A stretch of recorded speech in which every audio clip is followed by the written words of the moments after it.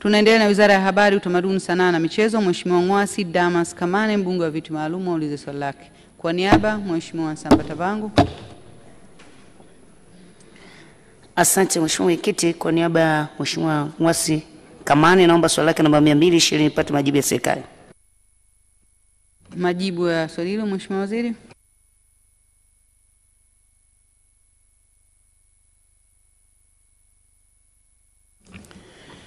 Mheshimiwa Mwenyekiti, serikali kupitia Mamlaka ya Mawasiliano Tanzania TCRA imeweka mikakati na inaendelea kuchukua hatua za kiudhibiti kuhusiana na maudhui yasiyo na maadili katika anga la mtandao hapa nchini, ikiwemo mitandao ya kijamii.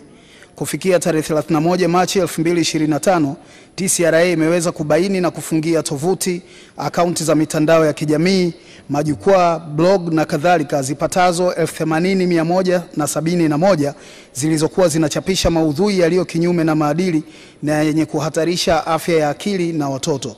Zoezi hili ni endelevu. Mheshimiwa Mwenyekiti, serikali inaendelea kuendesha na kutoa mafunzo ya weledi kwa waandishi wa habari pamoja na wachapishaji wa maudhui mtandaoni. Mafunzo haya yanawajengea uwezo wa shiriki katika kutambua maudhui gushi mtandaoni, uandaaji wa makala pamoja na ujenzi wa taswira ya nchi ili kuendelea kulinda utamaduni ulio salama kwa makuzi ya jamii ya watoto wa Kitanzania. Mheshimiwa Jessica Msambatavangu.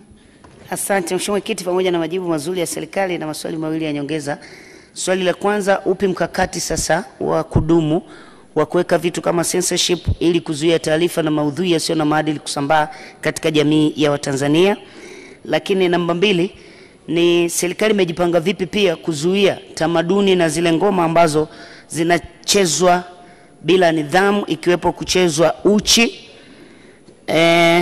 kwa kiwa wakina mama wanacheza au wanaume wanacheza wakiwa kwenye sherehe ambazo zinaadhimishwa katika taifa letu? Upi mkakati wa serikali kuzuia? Mheshimiwa Waziri, majibu ya maswali hayo mawili. Nashukuru Mheshimiwa Mwenyekiti. Maswali mazuri kutoka kwa Mheshimiwa Msambatavangu kwa niaba ya Mheshimiwa Ngwasi Kamane.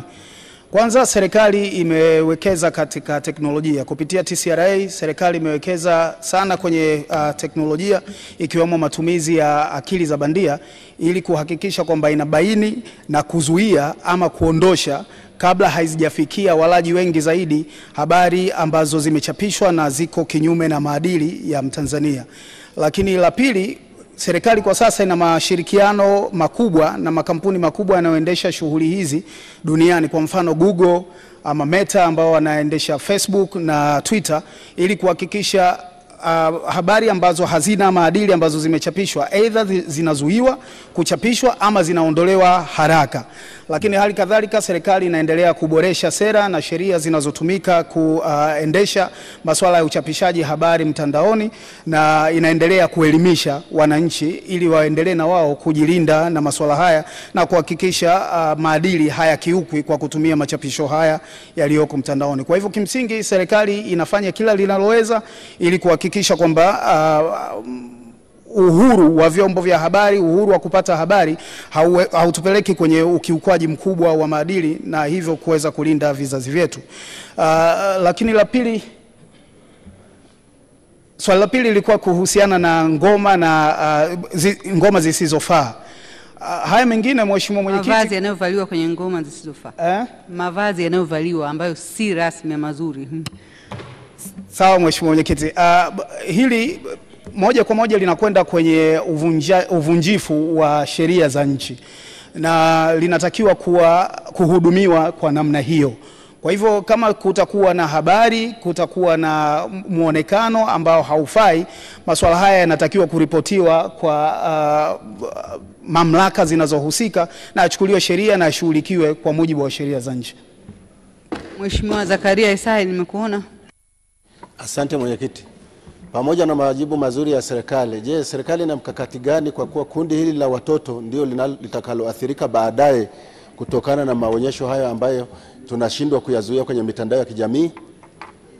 Majibu hajakuelewa vizuri. Naomba uliweke kwa ufasaha.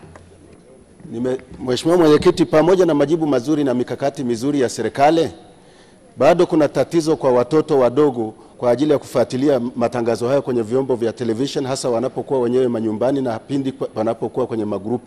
Je, serikali ina mpango gani wa kutoa elimu kwa wazazi ili kudhibiti hali hii, kwa sababu kundi hili ndio litakaloathirika baadaye? Umeelewa Mheshimiwa Waziri? Majibu. Kama ambavyo nilijibu wakati najibu swali la nyongeza la Mheshimiwa Msavatavangu, moja ya mambo ambayo serikali inayofanya pamoja na kuboresha sera na sheria zinazoendesha masuala haya, lakini ni kutoa elimu kwa jamii nzima ili na yenyewe iweze kujilinda na kujikinga na kuhakikisha vizazi vyetu havifikiwi na habari ambazo zina uvunjifu mkubwa wa kimaadili. Kwa hiyo ni rai yangu kwa wazazi na walezi kuhakikisha kwamba wanawakinga wanaowalea ama watoto wao, kuhakikisha kwamba hawafikiwi na habari hizi na kupelekea mmomonyoko wa maadili. Mheshimiwa Felista Njalu.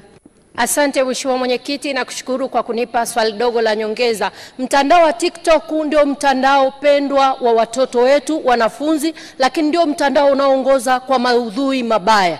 Nini mkakati wa serikali kuhakikisha wanadhibiti mtandao huu ili kunusuru watoto wetu waweze kuwa kwa maadili ya Kitanzania? Asante Mheshimiwa Mwenyekiti. Majibu Mheshimiwa Waziri.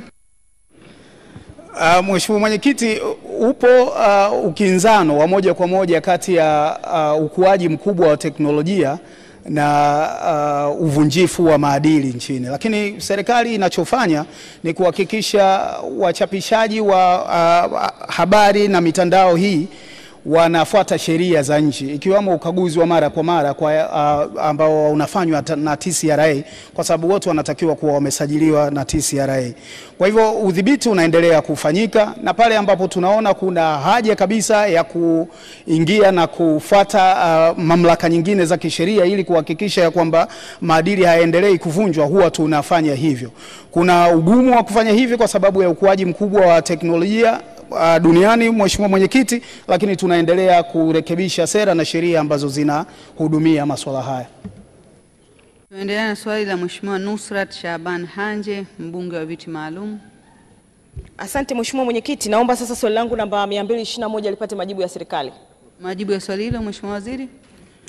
Mheshimiwa Mwenyekiti, serikali inaendelea na ujenzi na ukarabati wa miundombinu ya michezo katika majiji ya Dar es Salaam, Arusha, Dodoma na visiwani Zanzibar kwa ajili ya kufanikisha mashindano ya Kombe la Mataifa ya Afrika AFCON 2027 yanayotarajiwa kufanyika nchini kwa kushirikiana na nchi za Kenya na Uganda.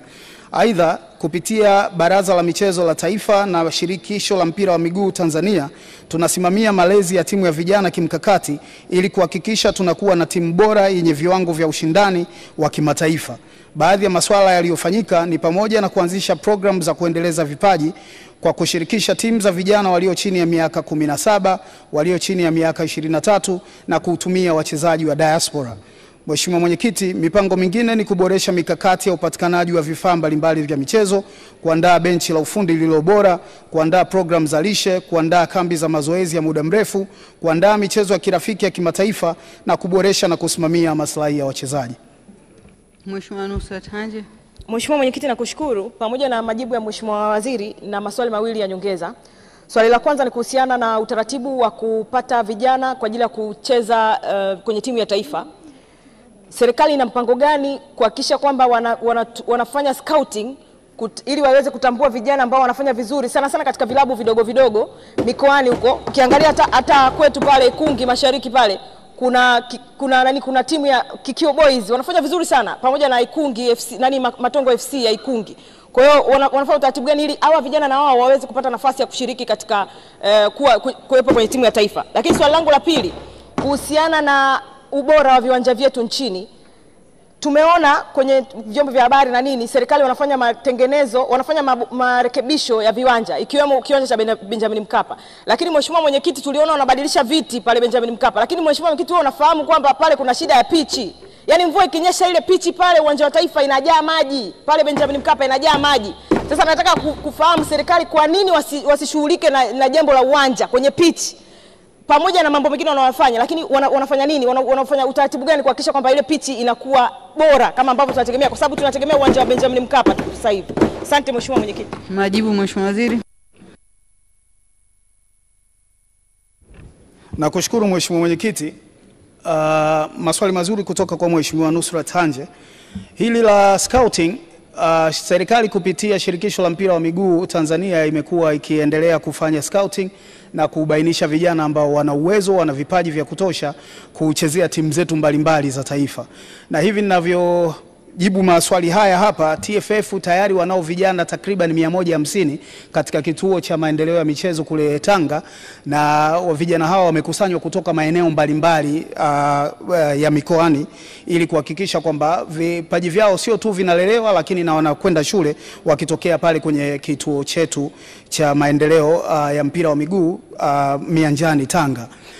Kwa hivyo nitakachofanya kwa vijana wake wa Ikungi, nitawaelekeza moja kwa moja TFF waende kwa ajili ya kufanya scouting, kuangalia vipaji anavyovisema vipo kule Ikungi, na kuhakikisha kwamba kama kuna vijana wanafaa kwa ajili ya kuchezea timu zetu za taifa, na wao wanapata fursa hii ya kuitwa kwenye timu zetu.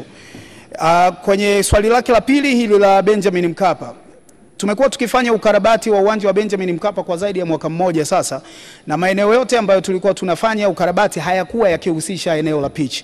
Eneo la pitch lilikarabatiwa na CAF walipokuja kuendesha mechi ya African Football League kati ya Simba na Al Ahli mwaka juzi, mwaka 2023 mwishoni, na walitupa miaka miwili kwa maandishi kwamba tunaweza kuitumia pitch ile. Kwa hiyo maeneo mengine ambayo tulikuwa tunayafanyia ukarabati yalikuwa yanahusisha viti kama anavyosema, ubao wa matangazo, mfumo wa umeme, ubadilishaji wa taa, mfumo wa hewa na mambo mengine mengi, lakini haikuwa inahusisha pitch. Sasa tumepata bahati mbaya wakati wa mechi ya Simba na Al Masry, mvua kubwa ikanyesha na uwanja ukajaa maji, na serikali imechukua hatua za dharura kuhakikisha pitch ile inatengemaa kwa ajili ya mchezo wa fainali kati ya Simba na Berkane ambao utafanyika tarehe 27 ya mwezi huu wa 5. Hivi ninavyosema tumeshaajiri kampuni ya Kituruki na ipo kazini, na watatukabidhi kazi yetu ile tarehe 15 ya mwezi huu, siku 12 kabla ya mechi ile. Kwa hiyo tunashughulika na jambo hili na tutaiondoa pichi nzima baada ya mashindano ya CHAN mwishoni mwa mwezi wa 8 na kuweka pichi mpya wakati huo utakapofaa, kwa vile ndivyo ambavyo tulikuwa tumeelekezwa na CAF kabla ya kupata bahati mbaya hii. Mheshimiwa Rashid Shangazi. Asante mwenyekiti. Mheshimiwa mwenyekiti, kumekuwa na udhaifu na ucheleweshwaji mkubwa wa kiutendaji katika ukarabati unaoendelea kwenye uwanja wa Benjamin Mkapa, kiasi cha kutishia mchezo wa fainali kati ya Simba pamoja na Berkane, lakini pia kutishia mechi ya ufunguzi wa michuano ya CHAN ambayo itaanza mwezi Agosti. Je, serikali inatoa commitment gani kuhakikisha kwamba mchezo huu muhimu wa fainali unachezwa katika uwanja wa Benjamin Mkapa, lakini pia mashindano haya, ufunguzi wa mashindano haya ya CHAN yanafanyika katika uwanja wa Benjamin Mkapa? Majibu Mheshimiwa Waziri. Nakushukuru Mheshimiwa Mwenyekiti. Kama ambavyo nimejibu swali lililopita la nyongeza la Mheshimiwa Hanje, commitment ya serikali ni ile ile kuhakikisha mechi hii ya fainali kati ya Simba na Berkane ya tarehe 27 ya mwezi huu, ambayo ni mechi ya kihistoria sana, inachezwa katika uwanja wa Benjamin Mkapa. Hatutakuwa tayari kupokea kitu chochote chini ya hapo, na kama ambavyo nimesema, serikali imefanya kila inaloweza, ikiwemo kuajiri kwa dharura mkandarasi mwenye uzoefu mkubwa katika masuala ya kutengeneza pitch ili kuhakikisha uwanja ule unatengemaa. Na jana usiku mimi binafsi nilikuwa na kikao kirefu cha kwenye simu na viongozi wa CAF akiwamo Rais Daktari Motsepe ili kuhakikisha kwamba wanatusaidia na wao wenyewe wanatuletea consultant wa kimataifa kuhakikisha tunashauriwa vilivyo namna ya kutunza pichi ile. Kwa hiyo nimtoe hofu Mheshimiwa Shangazi na wapenzi wengine wa mpira wa miguu wakiwemo wapenzi wa Simba, mechi ile itachezwa pale pale na hakuna mahali inaenda, na tukio hili la kihistoria litafanyika mbele ya macho yao wakiwa wanalishuhudia. Asante. Mheshimiwa Shangazi ndio yuko anataka majibu hayo nafikiri. Tunaendelea na Mheshimiwa Joseph Mkundi, nimemuona. Mheshimiwa Mwenyekiti, nashukuru. Ni kwa nini uwanja wa CCM Kirumba usifanyiwe matengenezo ili ukidhi vigezo vya kutumika kwa michezo ya AFCON 2027? Umemwelewa Mheshimiwa Waziri? Majibu. Tuna udhibiti wa kwenye idadi ya viwanja ambavyo vinaweza kutumika kwa ajili ya michezo ya AFCON. Lakini nimhakikishie mheshimiwa mbunge, uwanja wa CCM Kirumba ni miongoni mwa viwanja ambavyo viko katika mpango wetu, na tunaanzisha Sports Infrastructure Management Agency kwa ajili ya kutunza viwanja hivi. Majadiliano yanaendelea kati ya wamiliki wa uwanja wa CCM Kirumba na serikali ili kuhakikisha kwamba wanatukabidhi kwa makubaliano rasmi ambayo yatakuwa hayampi hasara mtu yoyote, na kuhakikisha kwamba viwanja vile vinatengenezwa kwa ajili ya kuendelea kutengeneza miundombinu mingi zaidi ya michezo nchini. Ni miongoni mwa viwanja vitano vya awali ambavyo tuna mpango wa kuvikafanyia ukarabati mkubwa na kuviweka katika kiwango cha kimataifa kwa ajili ya kutumika wakati wote vitakapohitajika. Mheshimiwa Priscus Tarimo. Mheshimiwa Mwenyekiti, ni mpango gani sasa wa serikali ili faida inayotokana na mashindano haya iweze kufika maeneo mengi, kuhakikisha inaweka viwanja vya mazoezi katika miji iliyoko karibu na maeneo ambayo michezo inachezwa kwa ajili ya kuweka kambi kwa timu zinazoshiriki? Mheshimiwa Waziri, majibu. Tunao mpango wa kutengeneza matakwa ya CAF ni kwamba kila mji ambao mashindano ya AFCON yatakuwa yanachezewa unatakiwa kuwa na viwanja vitano vya mazoezi. Sasa kwa mahali ambapo Mheshimiwa Priscus Tarimo anatoka, Moshi ni karibu sana na mmoja wa miji ambayo mashindano haya yanachezewa, ambayo ni Arusha. Naomba niongee na Mheshimiwa Priscus baada ya kikao hiki cha bunge ili kuona kama matakwa ya CAF yanaweza kuturuhusu kuweka mmoja wa viwanja vya mazoezi jijini Moshi badala ya kuweka vyote vitano Arusha. Nashukuru sana Mheshimiwa Naibu Waziri Hamisi Mwinjuma kwa majibu hayo ya waheshimiwa wabunge.